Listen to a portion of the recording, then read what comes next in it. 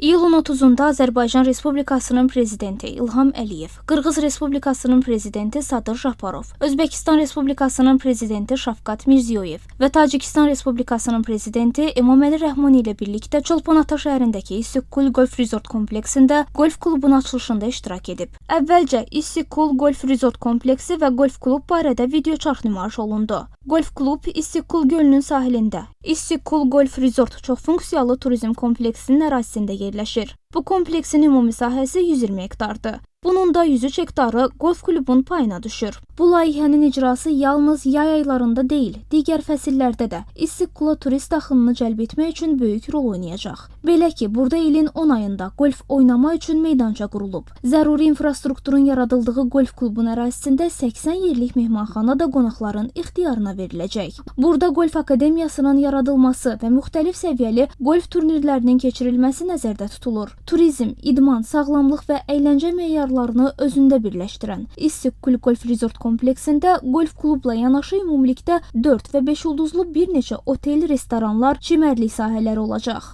Qırğızistan Golf Federasiyasının prezidenti Xomeni Erqoşov çıxış edərək dövlət başçılarını salamladı. Sonra Qırğızistan prezidenti Sadır Japarov çıxış etdi. Daha sonra dövlət başçıları İstiqlal Golf Resort kompleksinin ərazisini gəzdilər, burada golf oyununun rəmzi başlama mərasimində iştirak etdilər.